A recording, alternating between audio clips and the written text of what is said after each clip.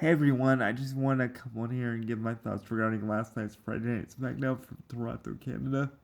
Overall, a good episode. Very story driven episode.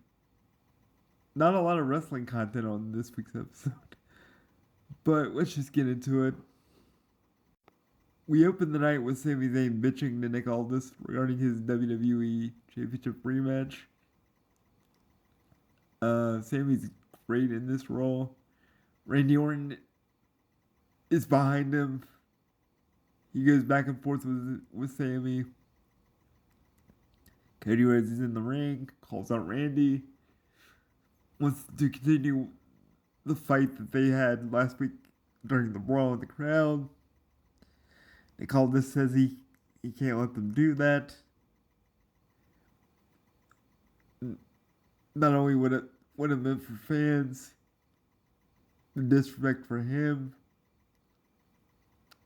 He says if the men touch each other before September 6th, a Sunday night's main event, then they will no longer be eligible for the WWE Championship. I think this is what it is here. Have no problems with this at all. Then we get to an interesting promo with the MFT where they say no one's laughing at them anymore, that they're going to show their dominance.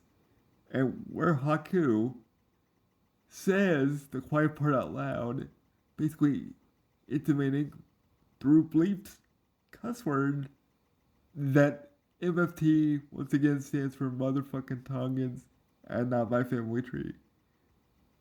I'm interested in what the international version got, whether they bleeped it or not. But I just found that really interesting. Probably the more interesting of it. As for the tag team title match itself, as I said last week, not really feeling it. They teased after the match after the MFT won, it took too long for them to win, in my opinion. They teased that Damian Priest was possibly turning on R-Truth with the Tommaso Ciampa Johnny Gargano memorial camera linger. They need to do something with Priest here. Hopefully he's healing that back injury of his and he can go for more singles encounters. Nothing against the MFT, but nothing in the tag team division really thrills me right now. Even if you bring in Hiromu Takahashi, or Kyoto as he's now known, and Shinsuke Nakamura, it doesn't really matter to me. The tag team division just kind of feels kind of blah. We get quite a few backstage segments. You get Charlotte, Bliss, Tatum Paxley getting confronted with the baddies, setting up Tatum's SmackDown debut next week. Earlier in the night, we had Tiffany, Chelsea, Paige confronting Fatal Influence.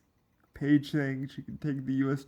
Championship away from JC Jane. Chelsea saying that her and Tiffany could take away the tag team titles from Lady Reed and Fallon Henley.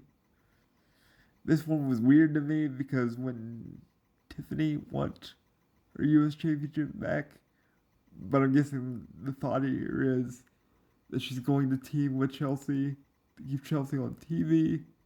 I'm just curious what this does to Nick Aldis' 30-day clock that he put on Chelsea to defend the title before stripping her. It just came across as weird to me. Plus, Paige just got a storyline being the third in a threesome of people with the Bella twins wouldn't you be a little gun shy to just randomly hook yourself up with another twosome that is already established? And like I said, it just came across as weird. We got the nothing burger that was the former the former United States champion Julia versus Lake Monroe. A lot of Lake Monroe attacks her before the bell, destroys her. They've used the gotcha neutralizer. Not really a lot here. It did what it needed to do, I guess. We get Trick Williams calling out Baron Corbin, who has a fancy motorcycle. I'm beginning to think Triple H likes the Baron Corbin character just because he can call it fancy motorcycles. Baron Corbin says if Little Yachty can survive 5 minutes with him next week, then Trick Williams will get his U.S. Championship match at Sunday night's main event. Perfectly fine. Nice old school stuff here. No complaints. Little Yachty's proven to be a gamer when it comes to that stuff. Just looking at that table bump that he did at SummerSlam. I have no doubt this is going to be fun. Then we get to probably the worst match I've seen on Smackdown in quite some time. Tiffany Stratton versus Lash Legend.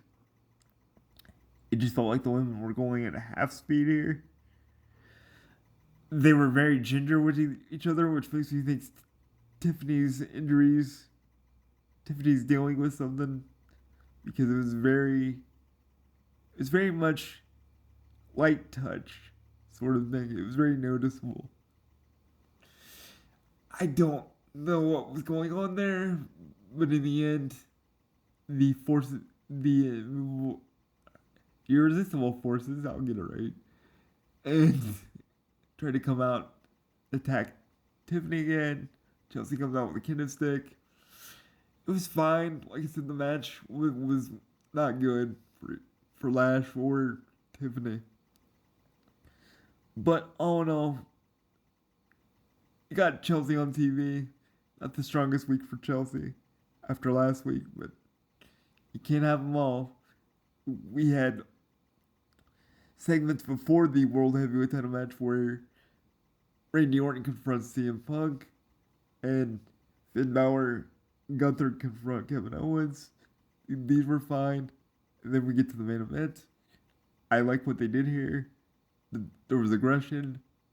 CM Punk took advantage early. Was basically a hockey bully to go with that mask of his.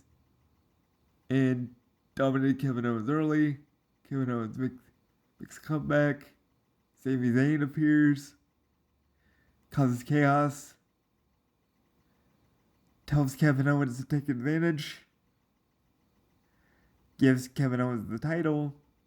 Kevin Owens lingers a little too long on holding the title, in my opinion.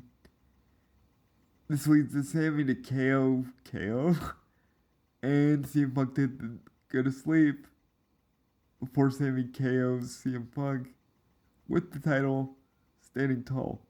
All in all, I think the rough spot took too long, and that Kevin took too long lingering holding the title, but all in all, good piece of business as we head into Sunday night's main event, which I'm sure this whole situation might get rectified.